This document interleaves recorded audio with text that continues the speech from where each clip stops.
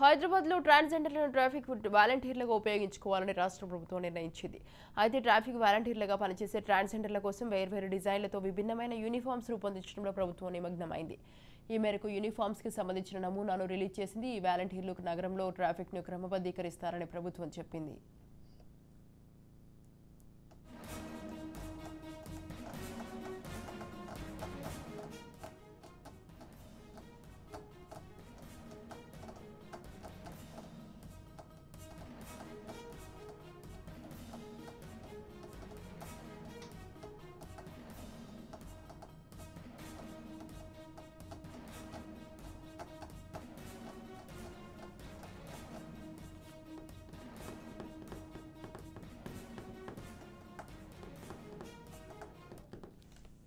ట్రాన్స్జెండర్లకు ఉపాధి కల్పించేందుకు ప్రభుత్వం ప్రణాళికలు సిద్ధం చేస్తోంది. ఇక ఈ మేరకు సీఎం రేవంత్ ట్రాన్స్జెండర్లకు ఉపాధి కల్పన, హైదరాబాద్లో ట్రాఫిక్ సమస్యపై రివ్యూ నిర్వహించారు. ట్రాన్స్జెండర్ల సంక్షేమం కోసం ప్రత్యేకంగా ప్రభుత్వ నియామకాలు చేపట్టాలని అధికారులకు సీఎం సూచించినట్టుగా తెలుస్తోంది.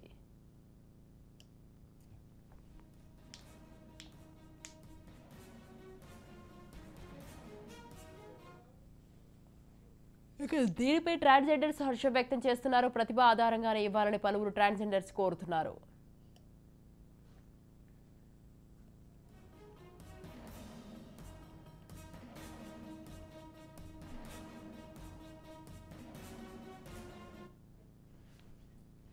వన్ డేస్ నుంచి సీఎం రేవంత్ రెడ్డి గారు ఒక చిన్న న్యూస్ విడుదల చేశారు.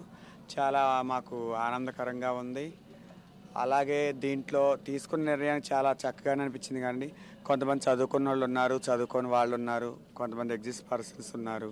మా కూడా ఈ ఫేక్ విజిటార్స్ వీళ్ళందరూ తీసేసేసి రియల్ విజిటార్స్ ఎవరో వాళ్ళని చక్కగా ఆనందంగా ఉంచి మేము కూడా అందరితోటి నలుగురిలో తిరిగి నలుగురిలో మాట్లాడుకుంటా అందరిలో ఉండాలి. మాకు కూడా ఉంటుంది. మేము తల్లిదండ్రులను వదులుకొని వచ్చాము, అందరిలో కలిసి ఉండాలని మాకు కూడా సంతోషంగానే ఉంటుంది.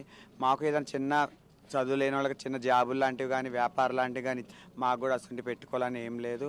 చక్కగా మాకు కూడా ఏదైనా ఉపాధి కల్పిస్తే మేము సీఎం రేవంత్ రెడ్డి గారికి ఎలా చెప్పారో మేము కూడా కొంతమంది చదువుకున్న వాళ్ళు ఉన్నారు, చదువుకున్న వాళ్ళు ఉన్నారు. వాళ్ళ తగ్గట్టు వాళ్ళగా ఈ చదువుకోలేని వాళ్ళకి వేరే ఉద్యోగ ఏమన్నా సీఎం రేవంత్ రెడ్డి గారు అన్న గారిని కోరుచున్నాం మేము. అంతండి. రూల్ ప్రకారం మేము వెళ్తాం. ట్రాన్స్జెండర్స్ రూల్స్ అన్నీ ఒకలాగుంటాయి.